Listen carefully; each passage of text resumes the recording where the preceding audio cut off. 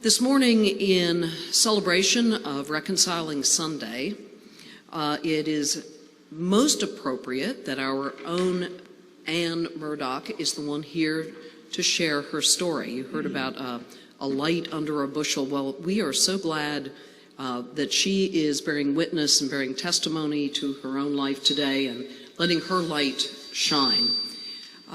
Some months ago, a few of us went over to Beth El Synagogue and heard Anne's story and said, we need Anne to speak this word here at her own congregation. So we are delighted that she is with us and to help us celebrate Reconciling Sunday. Thank you, Anne.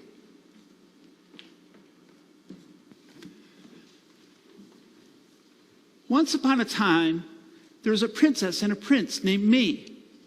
And when they were very little, they just played together and did whatever kids did before the internet. Maybe there's a few of you that can remember that time. But one day, they noticed they were different, and that one was a boy and one was a girl. How could this be, they wondered? We're the same person.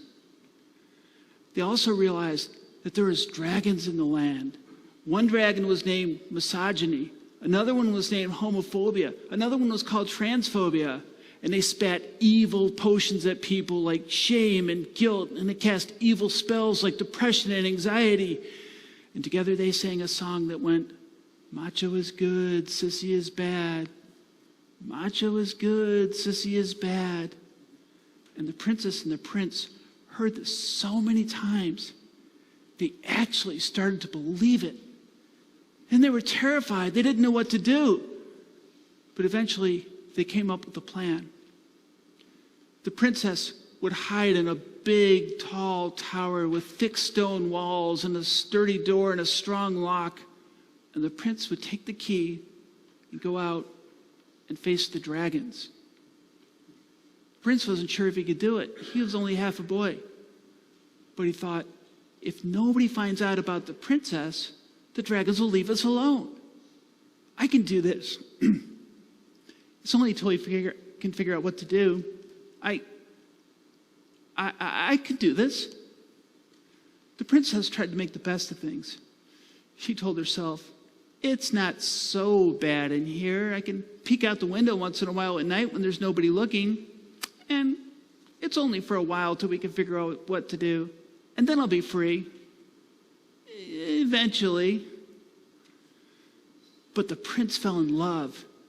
He met a beautiful woman, and they had a beautiful family. And he became a knight, and they traveled around the land defending the kingdom. Everything was going great, except for that darn princess. But meanwhile, the princess was getting restless. And she started trying to get out of the tower, and she begged the prince, please, please, please let me out. I'm getting older. I don't know how much longer I can last in here. And I don't want to die in here, and nobody ever knew I even existed. Please. But the prince wouldn't listen. He said, if they find out about you, the dragons will eat you, and they'll eat me, and there'll be nobody to protect the beautiful family. You have to stay in the tower. And the princess said, I can help. I can fight the dragons too. I love the beautiful family. And I think they'll like me. I'm sweet, and I think they'll like me. Please let me help. But the prince wouldn't listen. And even though he watched everything he did, he watched everything he said, every word, every gesture, he was cunning as a thief and careful as a spy not to let anybody find out about the princess, the dragons still attacked. And they bit him, and they clawed him, and they sprayed him with fire and evil potions. And they dragged him closer and closer to their pit where they could eat him. Finally, in desperation, the prince went to a wise wizard named Martha. And she said, the princess is right. The only chance is for you and the princess to fight the dragons together. And so they did. And it was hard. And a lot of times I didn't know if they were going to survive. But the beautiful family stood with them. And as they fought, they met others like them. People who gave them hope and encouragement, let them know that they weren't alone, that they had a place at the table. And they met clergy who let them know that they weren't forsaken, and healers who helped them. And eventually, a great rainbow army formed. And together, they started to gain the upper hand over the dragons. Until one day, the dragons were dead. The prince was tired. He'd been fighting dragons for so long. But the princess was stoked from fighting the dragons, and she wanted to show the world what she could do and make up for lost time. And so on August 13th, 2006, the prince retired, and the princess took the crown, and after a great vacation in the mountains of Colorado, she ascended the throne. Now, this is the part of my story where I'm supposed to say, and they lived happily ever after. But my story is still being written, and it keeps getting better and better every day because of my Rainbow Army, because of people like you right here. But it's not that way for everybody. There's people that are still struggling. On Reconciling Sunday, we're witnessing state legislators passing bills that are preventing transgender youth from receiving the necessary medical treatment that they need. There's other bills that are denying same-sex couples the right to adopt kids that would really benefit from having loving parents. Kids are being put in cages still, and our synagogues, mosques, and churches have been turned into shooting galleries. There's people that need us. There's people that need our Rainbow Army. There's people that need to know that they too have a place at the table. I tell my story in the form of a metaphor, almost like a parable. And the Bible is very full of stories and parables and metaphors. It's so rich with that. My faith is very primitive. My faith rests on a dream that I had where Jesus came to me and just said, "It's going to be okay." It was about 35 years ago. And it still seems like yesterday. And it's buoyed me when I've been at the bottom of the ocean, the belly of the whale, or the belly of the fish. And that's all I had to hang on to. So I'm not a biblical scholar. I can't cite chapter and verse, but I've read it, and there's a lot of stories in there that resonate with me. There's a story of Jonah, of course, who tried to run away from what God was telling him to do, just as I tried to run away from my gender identity. And when I prayed for God to lift it from me, and I heard nothing, finally to have that shift of praying for strength to do what he was telling me I needed to do and to live my destiny. The story of Sarah resonates with me, who took on a new name and a new identity when God told her what her destiny was. The story of the 3 guys that Nebuchadnezzar stuffed in the fire in the oven with nothing more than an angel to protect them. Nothing more than an angel? Yeah.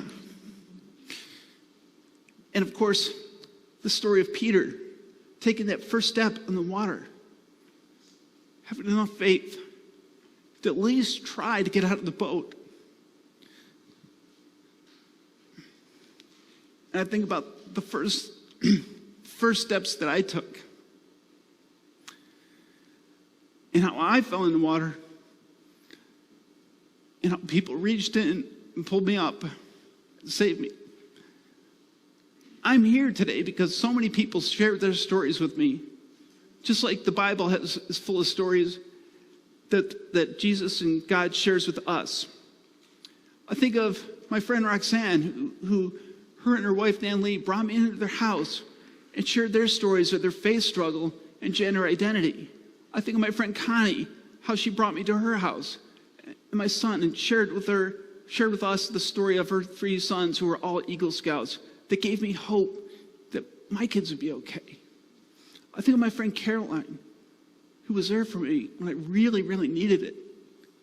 When I really thought I was all alone, and shared her story and how similar it was to mine, and made me understand I'm not alone. She's also one that shared the story of her son telling her that she couldn't wear a bikini until her breasts were bigger than her belly, but...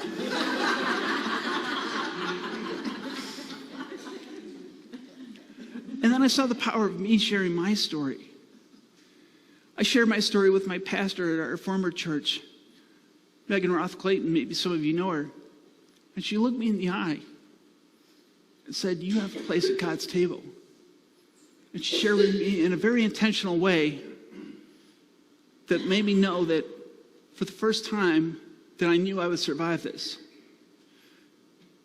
I think of Tracy, when I shared my story with her, and she literally pulled me out of the car and literally made sure that I knew that I had a place at the table on our mission trip to North Carolina when other people really made me question whether I did or not.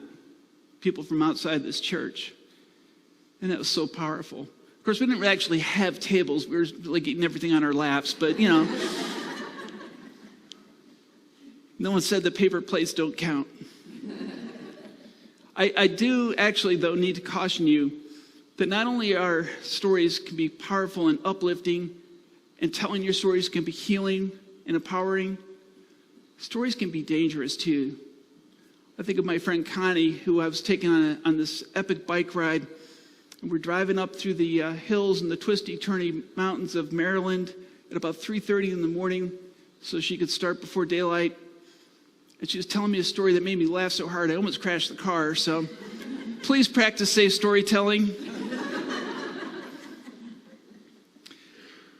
So you may say, well, what does storytelling have to do with the place at the table?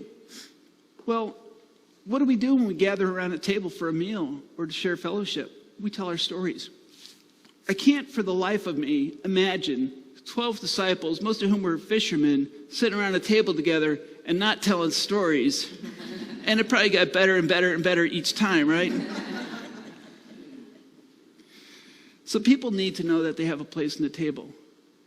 Our stories can encourage and uplift others that need to hear that need to know that they're not alone. They can dispel shame and guilt and the things that can hold us back and even kill us.